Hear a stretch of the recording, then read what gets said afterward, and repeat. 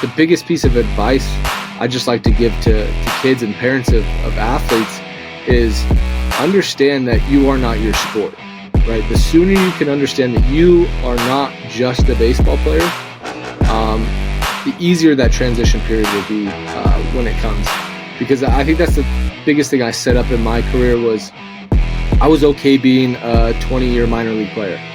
I was okay getting into the big leagues and not being the best player, right? I strove to be the best, but I was okay not being the best because I understood that I wasn't just a baseball player. My identity wasn't wrapped around being a baseball player. I'm a father, I'm a husband, I'm a brother, a son, right? I have aspirations beyond the game when the game's over. And so when that transition period came, it was a little bit easier, you know. Southwest Florida is one of the most beautiful places on the planet to live. For those of you that are thinking of moving from other states to come to Florida, or even just moving to a different part of the state, I want you to think of a big, beautiful luxury home. Contact Legacy Luxury Builders. They are a family-owned and operated luxury residential construction company. As a family-owned business, they believe in the power of building not just homes, but legacies. Contact Legacy Luxury Builders. The nightmare of feeling like you'll never measure up, of constant second guessing and self-doubt. It eats away at you and destroys your confidence. I've been there too, feeling like I didn't belong on the field with my teammates, but it doesn't have to stay that way. I used to compare myself to everyone around me. I thought that no matter how hard I worked, I'd never be as good as the other guys. It killed my self-belief. I now help athletes develop an elite mindset so comparison no longer controls them. We teach techniques to cut out the negative self-talk and unlock their full potential. Imagine stepping into the box when it counts the most and feeling totally confident in your ability, feeling invincible instead of insecure, ready to seize the opportunity instead of shrinking from it. That's the mindset I help athletes develop. Don't waste another minute on comparison and self-doubt. Take control of your mindset and become the confident, unstoppable competitor you were meant to be. DM or comment below to get started with Edge and transform your mental game.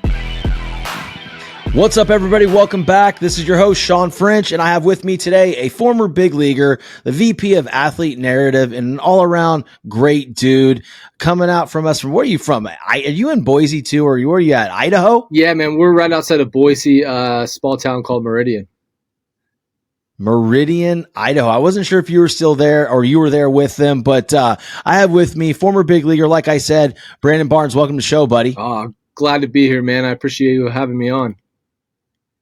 Oh, absolutely, dude. Wouldn't have it any other way. I wouldn't have it any other way. I love what you're doing, and I think the audience is going to get a ton out of hearing your story, just how you came up as a young ball player and into the Major League Baseball levels, and then what you're kind of doing now, how you transition, and like everything, right? Everything that you deal with as an athlete in your ascension, and then your exit, which is the most important part of it, right? Yeah. So why don't you tell the audience a little bit about your baseball story, man? Yeah, I've been playing baseball since I was 4 years old. In high school, it kind of changed. I've always had a deep passion and love for baseball. It's always been number one. But for me, I came from a lower middle class family, and I knew my only way to go into college was a scholarship. And in high school, that was football for me. I had a scholarship to UCLA to play free safety, and ended up not working out. And I remember back in those days, man, I'm kind of a little older than most. So I used to have to scrape VHS tapes together for a highlight tape and send them out to all the coaches.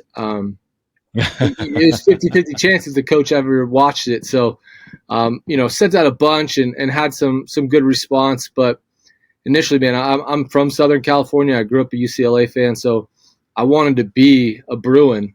And unfortunately, they had a coaching change. The new coach wanted to bring in his own recruits. So I ended up just playing in a baseball tournament one weekend. We ended up going to the World Series, so I took some time off of football, and I hit 8 home runs in 10 games, and we ended up going to the championship game, losing to a team from South Carolina. And I remember in that tournament, my buddy was like, dude, you need to play baseball. Like, you were born for this. And so at that time, I'd quit baseball my senior year of high school, so I wasn't even playing in high school. And Are you serious? yeah, I completely quit my senior year just to focus on, getting bigger, faster, stronger for football. I was 180 pounds Wow. soaking wet my senior year, so I knew I had to push that 200 to 210 mark, and that's why I quit baseball initially. Do that tournament, my buddy's like, "Look, you need to play baseball." So I immediately I was like, "All right, I'll pray on it tonight and see how I feel when I wake up." Went to the dorm, prayed on it. I woke up that next morning and I signed up for a junior college that my buddy was going to. It was probably the best JUCO in California. Go to state like every year, and I didn't even have a tryout, man. To be honest, I just went with my faith and felt like God was telling me to go play baseball. So I signed up for classes. Initially, ended up getting a tryout. Went out. I was a third baseman, shortstop in high school. And the coach knew that I was a wide receiver, free safety. He knew I could run, so he's like, "Jay, go to the outfield. Let me see what you can do." And I was like, "The outfield? Like, that's not where the good guys go, right? Like, I'm an athlete." And so he's like, "No, just promise me, go out there." Man, it came so naturally. It was coach just told me the one tip he gave me. He goes, "You're a wide receiver. When that ball goes up, what do you do?" I said, "I catch it every time." He said, "Same thing in baseball. You see that ball, you go do it." He said, "Go get it." So, man, from that point on, it was natural. Learning to read balls off the bat, learning to read swings. I'm old school with it. I don't need a card. I pay attention to the game. So that was how I got back into baseball. And then that freshman year in JUCO, I didn't end up starting the first couple games of the year. Got a chance to come in a game where we were just boat racing somebody, and ended up hitting 2 doubles. Got to start the next game, hit 2 doubles with a homer, and didn't come out the lineup the rest of the year. Ended up being a freshman All-American, All-State, and was put into the Cypress College Hall of Fame as a freshman. Got drafted by the Houston Astros in the 6th round, and then took me another 7.5 years to get to the big leagues. Dude, so let's back up real quick, right? And this is something I want the audience to really dive into, whether they're athletes or not, or they're entrepreneurs, or they're just, a kid that came across this show right now. You didn't play baseball your senior year. And most people would say, if you're not going to play baseball your senior year, you surely aren't going to play college baseball, and you're sure as hell not going to play in the major leagues. I don't want to glance over that, because to me, that tells a story right there that anything is possible through faith. And I love that you responded to your friend, "Hey, I'm going to pray about this, right? And then when I wake up, I'll see how I feel, see where God leads me." And you went in that blind faith, right? And I think that's very important for people to really understand, not just from a faith standpoint, but from a work process to begin with. You have to have blind faith that the work that you put in eventually is going to give you possibly an opportunity to be very, very successful. And that's what your story so far has shown me. And this is very interesting. So real quick, you said best JUCO in California. I take offense to that, because I played for a very good junior college in California, but you might be right. Did you say you played at Cypress? Cypress College, yep. Okay, very good program. I played at College of San Mateo. Okay. You're up there. So, you're up there, back. We're up there, man. We ain't you guys. I think but no, that's cool, man. Yeah, I think Cypress is, in California at least, probably the most big leaguers in California. Yeah. Well, you didn't disappoint there. You get drafted in the 6th round, and at that point, like, what are you thinking to yourself, right? Because 2 years ago, this isn't even on your radar, man, and now you're drafted in the 6th round, and you kind of hang out in the bus league for 7.5 years. So let's talk about all those emotions. Yeah, man. I honestly didn't know much about the draft back then. It was all on the computer, right? So you just looked at the screen and waited for your name to pop up. It wasn't televised like it is now, where you can kind of sit in front of the TV and watch it. So it was kind of nerve-wracking, but I've got talking about entrepreneurship and going into business, man, I had a hustler mindset back then. I was called in the 4th round by the St. Louis Cardinals. They asked me if I would willing to sign for a certain amount of money, and I said absolutely, man. I was a broke kid, just wanted to go play baseball. And for sure. So immediately I got off the phone call with them, I had a really good relationship with the Houston Astros scout, so I gave him a call and said, "Hey, look, the Cardinals just called me. They're looking to take me in the next couple of rounds, but I want to be an Astro." And so he immediately is like, "Hold on a minute. I'm going to make a call. Look for your name." I mean, one round later, it's the 6th round, and my name gets called in the 6th round, and I just doubled my stock by making one phone call. And, I was slated to go 10th to 12th round, and just me making a phone call and having that hustler mindset, I went out and made it happen. So I tell kids all the time, like, don't feel like you can't speak up or you can't go call somebody or talk to somebody. That's why people are here, right? Like you've got to take control of your own destiny. So that's kind of how that draft went for me. And, I knew nothing about the draft. I knew more about the NFL draft. And then, 3 days later, I'm packed up and I'm gone into a small town in Greenville, Tennessee. Nobody. We're in the sticks. The biggest restaurant's Applebee's. So you just take Applebee's, baby. Yeah. You take it for what it is and you just go grind, man. And you don't know what to expect. But, I think we all leave college thinking we're the man. And when you go into pro ball, you get humbled real quickly. Everybody out there is a stud, whether they're a college guy, a high school guy from Latin America, right? You're going against the best of the best at that level. And so I got humbled real quick, man. I struggled mightily my first year, struggled my second year, and just kept trying to develop as the years went. My motto was always be where your feet are and get 1% better every single day. Yeah, those are really good mottos, man. And I'm gonna tell you, the hardest one of those is be where your feet are, right? Because there's so many distractions and so many what ifs. I mean, if we get caught up on the actual result that we want from the process, we're never present. Right? We can't be present at that point, right? But it's funny. I want to go back and ask you a question. What year was that when you were because I too sat in front of a computer and I had an opposite experience, right? It was America Online. It was dial up. And I remember sitting in my computer room for days on end, man. And I fell off the board completely. My name was not called. So I had a different experience. So what year was that? That was 2005 because I graduated high school in 2004 and ended up going to college in 2005. So that was the 2005 draft. I mean, Tulowitzki, Upton, pretty good draft. Yeah. Dude, I was already done at LSU when you were drafted. My last year was 2003, man. It's crazy. But yeah, man. So, I mean, we can get into that draft story of mine later. This is about your story and we can talk offline about mine, but I can feel the anxiety in me right now kicking up because you brought me back to that place. Yeah. Right. And this is one of the lowest moments of my life. Huh. And I thought my life was over, bro. Like literally over. I had passed up on so many, scholarships from like smaller schools, Cal State Northridge. I thought I was too good to play there. Right. And then I passed up University of North Carolina. So what was it? Western Carolina, in Colowee. Right.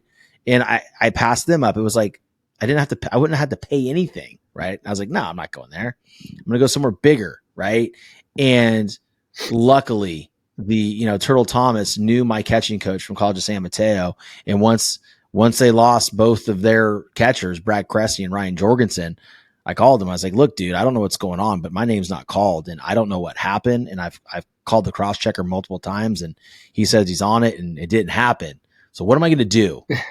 And 2 days later, I got a call and an offer from LSU. But honestly, Brandon, I wasn't the same after that. No, I mean, I really, really wasn't. Right. But dude, so you're in the minor leagues now and you're grinding and you have this gift of being fully present and getting 1% better every day. I don't think you realize though, that type of mindset and perspective of life isn't really common for a young man that just graduated high school 2 years ago. Yeah. It's something that, I think the biggest thing for me was I always said I was built different, whether it was physically or mentally. I had this mindset of if you tell me I can't do something, I'm going to do it. Or if it's too big, I'm going to tackle it. So I always had my mindset on like, I don't care how long this takes. I'm going to outwork everybody on this team, everybody in this organization, and I'm going to get there at some point. Whether it's a year from now or it's 10 years from now, I was okay with it because I knew I was going to get there at some point. The thing too, though, man, is I think a lot of it has to do with your background, right? Yeah. Like you said, you grew up, low, middle class to low, socioeconomic status. And so for you, I would imagine, being in the minor leagues and even that opportunity, in front of you was enough to keep you in that perspective. Oh, no doubt. I think just the way I was raised by my parents, my parents divorced when I was 11 years old. So, I knew my way out, my way into a new life, into something greater was my passion. And I've always lived off my passion. And sports have always been a passion of mine. And anything I do, I need to be passionate about it to be successful. Yeah. And so, yeah, I mean, it was my parents instilling that passion, that work ethic, because I got to see them both, on their own try to make it, right, and hustle and grind and, make ends meet to feed us and get us the things we needed, not necessarily wanted. So I built that from my parents, and then having my grandfather, who was probably the greatest influence on my sports career, just the way he would push me and the way he would train my mind without me even knowing it was a big part of that. Talk to the audience a little bit about that, because I want them to get, for the parents that are listening, or even the grandparents that are listening. I don't know if there's grandparents that listen to my show. That'd be pretty cool if there are, but walk them through how your grandfather led you with your mind, with, mindset wise, because they might be able to pick up some strategies and tips and some tips how to better lead their children. Yeah. Gramps was, he was hardcore, man. He had a no quit mentality. When you're younger, 11, 12 years old, and you're supposed to be the dude out there, you strike out, you don't think you're supposed to strike out. I'd get super, super pissed. I'd get mad. I'd throw things, and he would talk to me, man. He wouldn't, we would get in some arguments heated because I'd argue back, but he was always there trying to prove a point. Like, this is why you do this. This is why you don't show emotion. I think the biggest thing I learned from him mentally was to never let the other team know how you feel, your emotions, whether you just struck out. Cool, I struck out. I'm going to get you next time. And that was something that he instilled in me very early, where once I got over that stage of like being a little whiner and complaining because I struck out, it was like, okay, you got me, but I'm going to get you the next 2 times, right? So just those little things. And there's always conversations on the ride home, on the way to the game. And it was never like, why'd you do this? Why'd you do that? It was more like, okay, what do you want to get better at? How did you feel today? Why do you love playing the game? And then he would, at the tail end, be like, okay, well, you made this error. What was going through your mind? Why'd you throw the ball this way? So he would talk me through things, and we start to strategize. And that's how I was learning the game, whether it be baseball or football. It was always a conversation. It was never like, you made a mistake, you need to fix this, you can't do that, you can't do this. He was teaching me through conversation. Dude, that's amazing. I wish I would have had a grandfather like yours, man. I wish your grandfather was my dad, because I think what happens is, man, when we go through, and it's hard because I'm a sports dad. My girls do ice skating and gymnastics. My youngest does soccer too. She's incredible. My daughters are incredible. My son is a baseball player, and he wants to follow in my footsteps. And it's funny because I can feel myself on the field. You know what I mean? He's in the minors. He's freaking 10, bro. And I would say, hey, I call him B-Doss. His name is Bobby Doss for French. Hey, B-Doss. I was like, hey, ball to you, go 1, 2 outs, go 1. And literally this one time in particular, ball was hit right to him, and he looks around. Like the next pitch, I'm like, I could feel myself, right? I can feel myself through the conditioning I had to be, kind of humiliated by my father on the way home. Like, what are you thinking, right? Yeah. But what I love when I'm hearing is, your grandfather had it figured out, right? Your Gramps had the whole development process figured out, leading you to your own conclusion by asking you questions, getting you to understand, fill in the blanks yourself, and then come back around with a constructive criticism, right? The world's missing that right now, especially in baseball. I don't know how football is because I'm around baseball a ton more, but I mean, listening to these dads and these moms from the dugout or against the fence and the things that they say to their children is sickening, bro. Oh, it's terrible, man. The biggest thing I have these days is this daddy ball stuff we got going on, man. Travel ball this, travel ball that. You got to pay thousands of dollars for this. No, go train. Go get better. You don't need to play 90 games a year. You only need 20 games a year, but if you're getting physically stronger, you're training your swing, you're throwing mechanics, you're sprinting, you're in the gym, you're working your mind, right? Learning. I think a lot of the problem today is nobody's teaching these kids the mental side of the game. So they have all the tools, but when you get to the pros and you get to the big leagues, the separator is the mind. It's not the talent, because everybody's talented there. It's the guys that are able to deal with failure. There's no fear of failure because you understand it. You understand why it's there and the process of getting through it. The biggest disservice we're doing to kids is we're not teaching them these things. And that comes back to daddy ball and wanting to win championships and getting rings and trophies. And, man, how many rings, trophies do you have from when you were a kid, man? I don't have any left, right? Like none. I don't know. I don't recall anything. They're just pieces of plastic or metal. For me, it was the bond I had with my buddies going out and playing, right? The good times, the summers. Yeah. Because you get into pro ball, you don't get summer anymore. You're done. No. I didn't have a summer for 16 years. So dude, that's a long career, man. That's a long career, bro.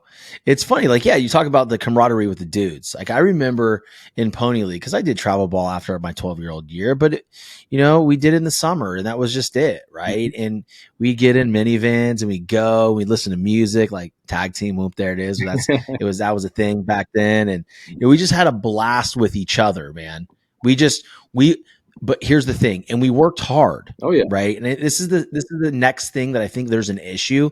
Yes, daddy ball. Yes, travel ball this, travel ball that. I think there's a place for it, but I think it's overplayed. Yep. And overutilized. Right. And we'll get there. But the other epidemic in sports is simply this. And I when I work with the athletes, I work with some professional baseball players and some SEC baseball players, and they work so hard. They're like, man, I'm just grinding. I'm working, man. I'm like, well, why are you working so hard?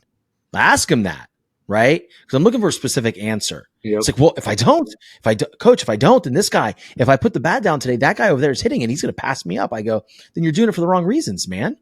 You're doing it for the wrong reasons. So the problem is these athletes now, because everything is so amplified and all over social media, everybody knows if you're good or you're bad, or you're having a great season or a bad season.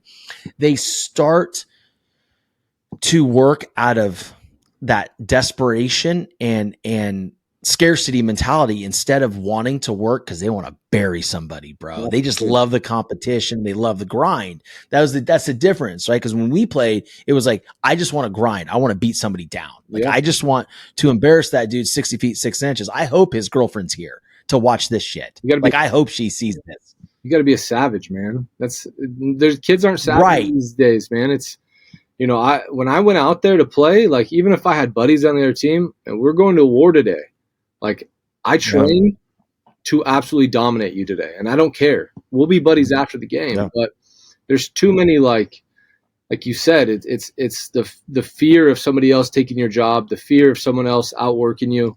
Instead of, like, I went to the gym every day for 16 years to prove to myself how good I am, to get to the top, not for anybody else, not because someone was chasing me, not because this guy told me I couldn't make it, but because I wanted to make it so bad that I knew nobody was going to outwork me. Mm-hmm. Yeah, I like that. It's funny because you and I are similar in a lot of areas.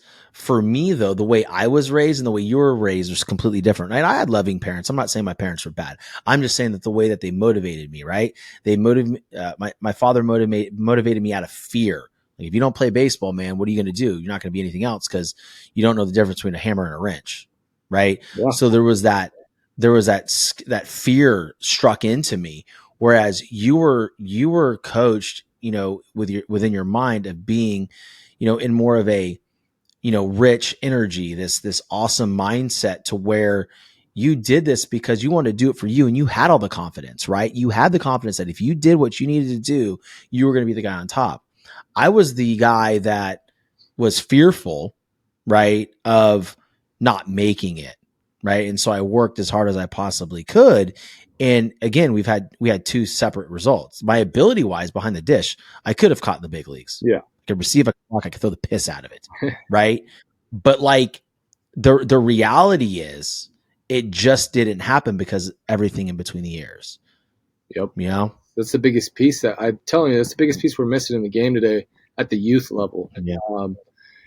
Dude, it's don't get me started on that, dude. Yeah, it's like, just crazy, man. Everybody, the only thing that matters is winning these days, and great. I'm glad you want to be a winner, but if you want to be a winner, you got to get to the top. The only thing that matters in life and sport is a World Series in baseball, right? It's the Super Bowl champion. Those are the things that matter. The perfect game champion. You're not going to remember that in 20 years. I'm telling you, I've been to the Little League World Series. I've been to the Big League World Series. Like, I took those as memories with my buddies and an opportunity to go have fun and play the game I loved. But when I look back at my career, man, it was the moments in the big leagues. It was getting to play in the playoffs for the first time. Like, those are the things that I worked my entire life to achieve. And then, one day it ends. And I think a lot of these kids don't understand these days, like, and I see it also because like you, man, I trained kids for, years. I've mentored college guys, one of my biggest guys at Texas A&M right now. But the difference is the kids don't understand the numbers. It's a numbers game, right? So we know high school athletes or high school baseball players, only 7% of them are going to go on to the next level. 7%. What are the other 93% doing, right? So you got to make sure that you're working harder and smarter than 93% of the country. And when you realize the numbers, you understand that, okay, it's okay to have a plan B. It's okay to have something to fall back on. Because I was the complete opposite. There was no plan B. It was the same, dude. It was get to the big leagues, make a ton of money, and retire and never have to do everything ever again. But that's not life, man. Everybody gets punched in the mouth. Sports got to end at some point. So I just want the kids to understand, and the parents to understand, that your kid's most likely not going to be a big leaguer. Most likely not going to get drafted. Now, get them to college. Get them an education. Teach them about entrepreneurship. Different things that, it doesn't have to be baseball all the time. Like, let the kid go play another sport.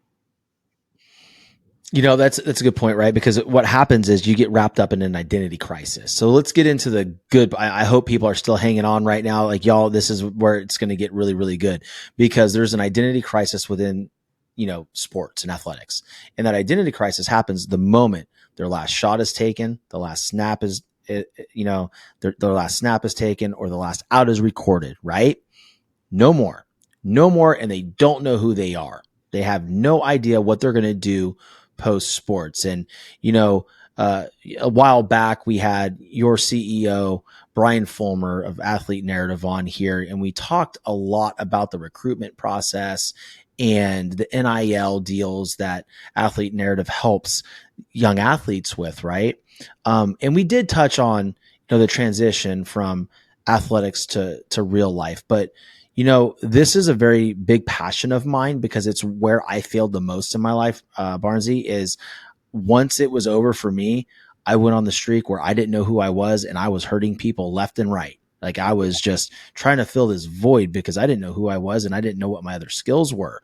And in fact, so much that, and it's crazy, before me, you, and Brian all connected, I got accepted to do a TED Talk about, athlete transition from sport to real life and how it can derail one's mental state. Right. So let's talk about that part, man, because I think you're just as passionate about life after sports as I am. Yeah, for sure. It's been a mission of mine the last probably year and a half, to help guys understand that, there's going to come to a point where you've got to transition.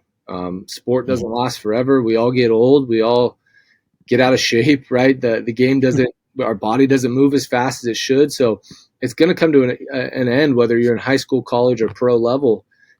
It's going to end one day. And I think the biggest piece of advice I just like to give to kids and parents of athletes is understand that you are not your sport, right? The sooner you can understand that you are not just a baseball player, the easier that transition period will be when it comes. Because I think that's the biggest thing I set up in my career was I was okay being a 20-year minor league player. I was okay getting to the big leagues and not being the best player, right? I strove to be the best, but I was okay not being the best because I understood that I wasn't just a baseball player. My identity wasn't wrapped around being a baseball player.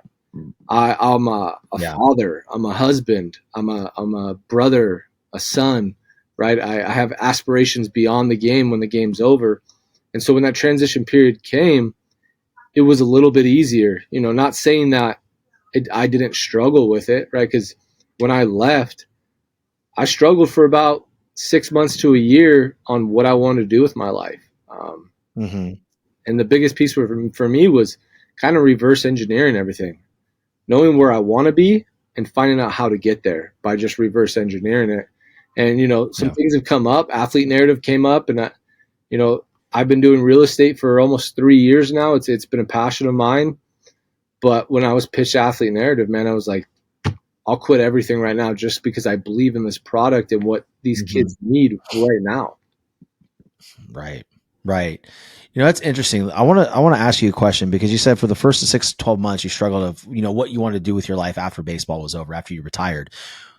How much of that was mental though? You know what I mean? Like, how did you feel mentally, even though you knew who you were? Was there a transition period where you felt like a loss, where you were grieving something? Honestly, no. And Good. To be honest, man, I haven't watched a full 9 innings of a baseball game since I retired. It's just, my passion was playing the game, was being on the field, being in the dirt, smelling the grass, hearing the fans. That was my passion, was being out there. So I immediately went into coaching and training, which most of us do when we leave the game, right? It's all we've kind of ever known, and it's what we're experts at. But I really wanted to take, when I left California and got out of my comfort zone, I knew things had to change. And so I had this mindset shift of, okay, what's next? It's not baseball anymore. You've got to get away from that because that's not who you are. Baseball is just something you did. It's something you were good at, and so you did it, and you made a career out of it. But now it's time to move on to the next thing. And through prayer, through faith, through talking with my wife, one of my best friends out here in Idaho, he pitched to me like, do you want to do baseball for the rest of your life? Do you want to be a lifer? And that lifer word, man, it strung a chord in me because I don't want to be a lifer. I don't want to be that 60-year-old dude just hanging around the baseball field or a facility. I want to do other things. I want to do big things in life. I want to help people out. I have a passion for giving back. And so I sat down with my buddy, and he was like, dude, you ever thought about real estate? And I said, yeah, because, I made good money in my career, and I wasted it like a lot of us athletes do because we don't have the guidance. I came from a family that didn't know a whole lot about how to structure money and monetize it and do all these different things. And so you look at the end of my career, I don't have a whole lot saved up where I could have been investing over my course of my big league career and been retired, just making mailbox money off rentals. So that's why I got into real estate initially, and then, got pitched Athlete Narrative and immediately jumped on board. It's funny because a couple things. One, your transition from sports to life after sports is truly unique because not a lot of people have it that good to where they're ready and they knew who they were, right? And then you have people like me that had the negative experience. And I think what's great is there's space for both, right? I'll be able to coach people up from one aspect of it, and you'll be able to coach people up from another aspect of it. And it is so impactful, man. I mean, I think that, the world is ready for athlete narrative. And like you said, when you were pitched athlete narrative, you were all in. And I got to tell you, man, when I talked to Brian and then you, and then my guy talked to Brian, and I think he talked to you too. Yeah. Bob Shepard. Good. It's he's the man, dude. He's fucking Bob Shepard, bro. I get approached by a lot of different companies to, do some stuff with them, and I can't ever get behind any of it, right? Because it doesn't resonate in my soul. Yeah. Right. What we have here, this partnership that we've strung up, this hits me in the soul, dude. Like the very depths of my soul, I believe in this. And this is going to be so impactful for kids and parents, man. I mean, the opportunity for parents to know that their kids are taken care of and they're branding and someone's watching over them, so they're not posting stupid things and saying dumb things that are going to damage their brand, etc. Man, it's just, I can't believe this is out there, and it's exciting. Yeah, man. When we came up with the concept, it was, how is this not out there? How is this not already been put out with the technology that's already out in the world today? Like, how is this been overlooked? Because, man, athletes have such opportunities these days with making money from their name, image, and likeness. And I think we're doing a disservice to ourselves if we're not helping these athletes build a plethora of bags, to take home at the end of the day. Yeah. Because the colleges have been doing it for years. I mean, NCAA, we can go on and on about the NCAA and the money they've taken from kids, right? But that's a whole different story. Now we're able to use a platform like Athlete Narrative to get in front of tons of, whether it's you want to go to a certain college or you want to get in front of boosters, you want to get in front of a brand you really like. We're able to push that through for you and monetize your brand, whether you start as an 8th grader on the platform and build over time, or you come on as a junior, senior, and you're like, all right, this is what I need. How do I get there? And we're going to be with you every step of the way, pushing your name in front of people organically, right? Not just sending DMs and messages straight to the coach. We want you to come across organically to the people that you want to come across, and then able to monetize that by the different areas that we have in the platform with the locker room, the radar page, just building your content alone these days, because we're in such a digital age where, newspapers are dead, magazines are dead. It's all digital. It's all social media. So how do we blow you up, and how do we get you sponsored, and how do we get you to the next level? And that's right now is Athlete Narrative. Oh, 100%. Let me ask you a quick question, because I don't think I've asked you or Brian this question yet. Do you guys ever take, because I'm working with somebody right now, you guys are going to connect with one of my athletes that plays for Mizzou. Is it often you guys take someone in college that you haven't worked with that long, and towards the latter part of their college career, bring them on the platform?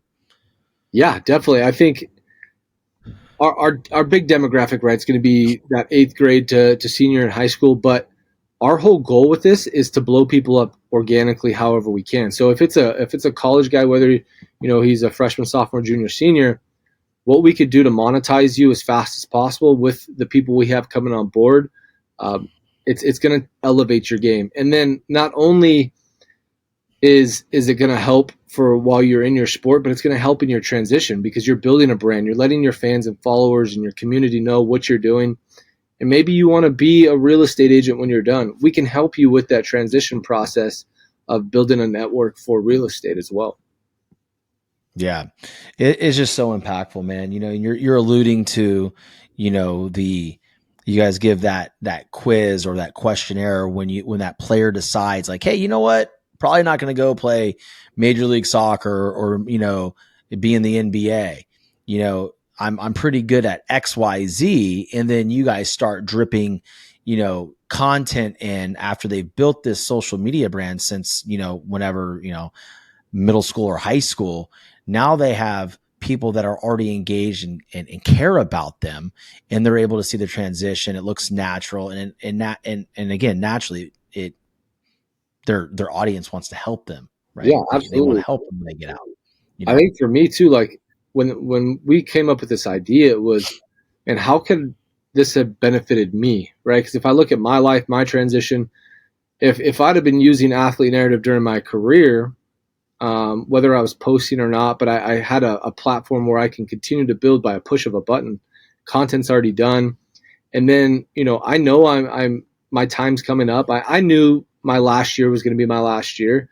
So if I had a plan in place, if I could have taken a life assessment test or a career assessment test, found out what I wanted to get into, and then start dripping that content as my final year was getting over, my fans, my followers, my community would have known exactly what I was going into, just like that. I wouldn't have had that year-long transition period where, like, okay, now I have to build a brand and start marketing for real estate. I want to help athletes, so I got to start dripping that. It would have been done for me just through a simple test. Absolutely, man. Absolutely. And it's one of those things where I always joke. I tell Brian all the time, like, dude, you guys need one for a podcast host.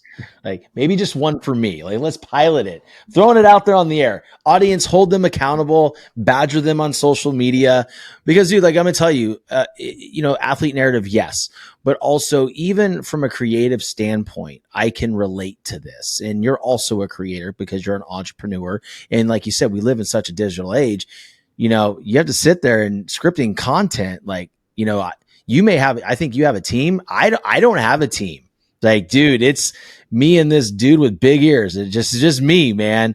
So, having that taken care of, even for an athlete that is younger, because I get anxiety about it. I'm like, dude, I haven't posted in a day. I got to find something to do. You know what I mean? And so that's important part, right? Because when someone understands your through line of what archetype you are, and then you build that again, that's why the name is, Genius, the narrative around that athlete, it just works, man. And it's all they got to do is approve it, right? Yeah. It's simple. And the things we have coming down the line with the warning system for protection of kids, give parents peace of mind. The Scout, which kind of hyper focalizes and targets people. We have, we're working on getting ChatGPT AI integrated with the system so the kids can actually use it within the platform. Getting to a point where they can rescript some things. This thing's going to go crazy. As technology improves and we improve, and the biggest thing is getting feedback from the athletes, from the people, from the users on the platform of like, what do you want? We want to best help you guys, so we need feedback, so we're able to make this platform the best platform out there for athletes. Yeah, it's needed, man. I was there's this kid on Instagram that liked a bunch of my posts, and then I went and followed him. He's this little football player, bro. He's legit. And then I started DMing with his daddy today, and then the kid popped in. I'm like, wait, no, I thought I was talking to your dad. I go, hey, look, man. He's like, no, it's both of us. I'm like, have your dad call me. I need to talk to him because you guys are doing a great job. His brand is already awesome, dude. Yeah. I think the kid is probably elementary school, borderline middle school, and the kid's got hands. He's got great feet. He's a football player, and he's already got a couple thousand followers. Like, imagine, imagine, bro. Right? When you sprinkle in other content, like even maybe a static post, not just reels, like anything else that can establish his narrative and send it out there. Because listen, man. Years go by fast, and as soon as that kid is in high school, then by that time he's going to be eligible for NIL. Hell, it's legal in Idaho now. Absolutely. Yeah, I think a big thing for athletes is your fans, your followers. They know you play the sport. They don't want to always just see you hitting a baseball or you throwing a baseball or you on a baseball field. Let them into your life a little bit, and you could be discreet on how you want or how deep you want to go. I was always open with my fan base and my followers. My kids, they're going to see them at the games anyways, right? So you might as well let them see them on social media. My wife, what we do, when we go to dinner, my passions. I love art. I love painting. I let the people that are following me, my fans, in on my life, because that's what they want to know about. A day in the life. These kids are now becoming creators. They're becoming influencers through social media, because that's what it is. And if we're able to make an influence on your career by just boosting you, we've set you up for the next phase of your life. Yeah, no, it's a good point, because, I did something the other day. I think it was just the family. It was around Christmas time. And one of my buddies in Australia, big fitness influencer, man, big. And he goes, "More of this, please." Yeah. I said, heard. So we went to the LSU football game, the bowl game the other day, and I posted that content. That went crazy, right? Because for a long time, to be fair, I didn't post any of my wife or any of my children outside of my stories, because what was happening before I was verified, I was getting these people like downloading my kids' pictures and everything and making fake pages. Yep. And so I did it to protect them.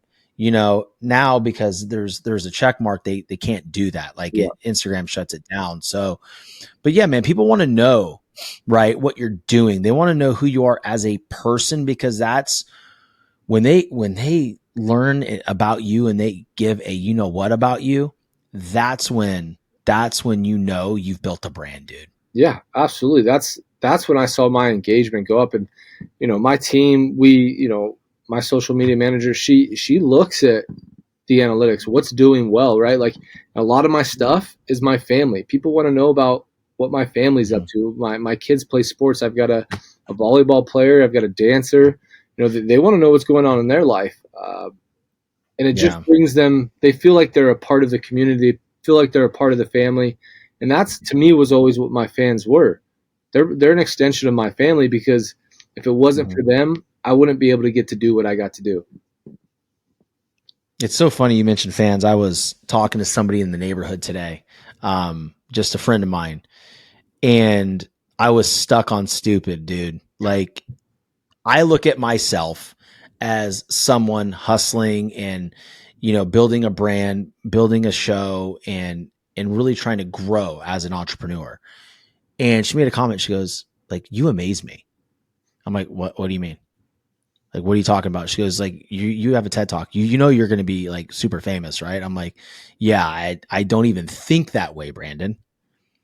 Like, I just don't think that way. Like, I know what I want, but to think of myself like that, to me, is just kind of a weird thing. Maybe that's a limiting belief. Maybe it's humility, but it was so nice to hear, dude. Yeah. And I think, and she said that my favorite thing about you is that you're humble. I was like, damn, dude, like, that's a brand. Yes, sir. That's a brand, and we're out here building it. So listen, man, we got to land the plane here, but real quick, I just want to reiterate, the site is live. We're out of beta testing and we're rocking and rolling, right? Absolutely. All right, good, man. Get in. Yeah, we're taking athletes on. Official launch date, January 15th. But if you want to sign up, you want to get on, go on now. You're able to sign up. Get on there before that thing gets massive. Yeah, dude, it's going to be so big. It's going to be so big. The beta was outrageous, right? And, as far as the participants in it, and it's a great thing. And so those of you listening, there's one of two people out there in the whole United States of America, or possibly across a globe, that have a 10% off link. I'm one of them. So if you like what you heard and you want to do this, you need to click the link in my show or in my Instagram bio. Do not go to the regular Athlete Narrative site, because you will not get the 10% discount for the life of your subscription or membership or whatever it is, being a part of the community. So I urge you to click the link, check it out. And, Brandon, dude, I just really appreciate you being on the show, brother. And, I know the audience got a ton out of your story, and just some of the all the insight you share was just absolutely incredible, bud.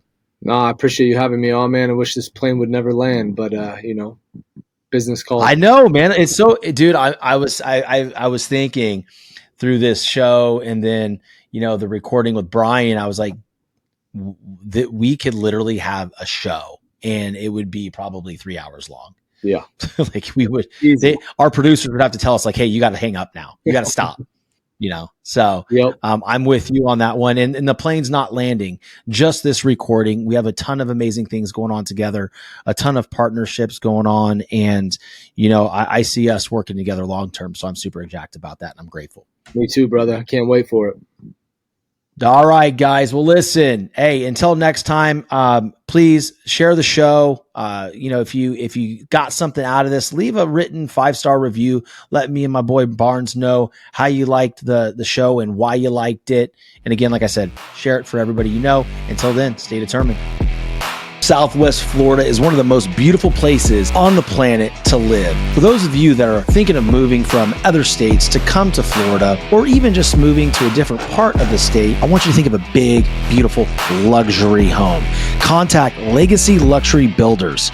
They are a family-owned and operated luxury residential construction company. As a family-owned business, they believe in the power of building not just homes, but legacies.